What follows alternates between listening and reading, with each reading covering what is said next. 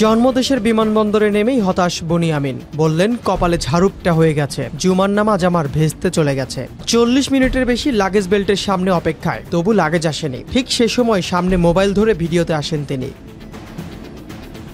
Australia প্রবাসী জনপ্রিয় content creator Boniamin এখন দেশে। শুক্রবারে শাহজালাল আন্তর্জাতিক বিমানবন্দরে নেমে তার তিক্ত অভিজ্ঞতা এভাবেই জানাচ্ছিলেন। ভিডিওতে তাকে বলতে দেখা যায় যে, ভালোবাসা নিয়ে বঙ্গদেশে এসেছিলাম, সে ভালোবাসার কপালে ঝাড়ুটা হয়ে গেছে, জুমার নামাজ আমার ভেস্তে চলে গেছে। বনিয়ামিন বলেন, প্রায় ৪৫ মিনিট কনভেয়ার বেল্টের সামনে দাঁড়িয়ে আছি লাগেজের জন্য, এখনো আসছে না, আমরা হতাশ। কনভেয়ার বেল্ট চলছে না, এর উপর মানুষ বসে। পাশাপাশি তিনি বিমানবন্দরের ট্রলির দুরবস্থা নিয়ে বলেন, এগুলো সব ল্যাংড়া, ঠিকঠাক চলছে না, ঠিক আছে, চামড়া উঠে সেতিরোগ হয়ে গেছে।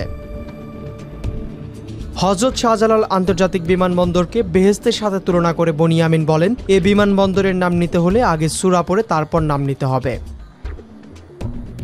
আলোচিত এই কন্টেন্ট ক্রিয়েটর বিমানবন্দরের এমন অব্যবস্থাপনা নিয়ে যখন লাইভ দিচ্ছিলেন, তখন মহুয়া বাবুর নামে একজন কমেন্ট করেন, আমরা সুদীর্ঘ পথ এভাবেই পাড়ি দিচ্ছি, আপনার লাগেজ সুরক্ষিত আছে কিনা চেক করে নেবেন প্লিজ।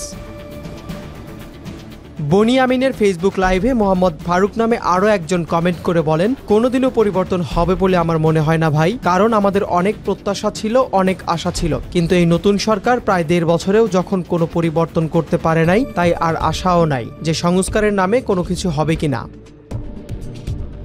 এদিকে ভিডিওতে বনিয়ামিন দেখান, লাগেজের অপেক্ষায় থাকা লোকজন বসার কোনো জায়গা না পেয়ে বেল্টের উপরেই বসে পড়েছেন। এমনকি লাগেজ ট্রলিগুলোর জীর্ণ দশাও তুলে ধরেন তিনি।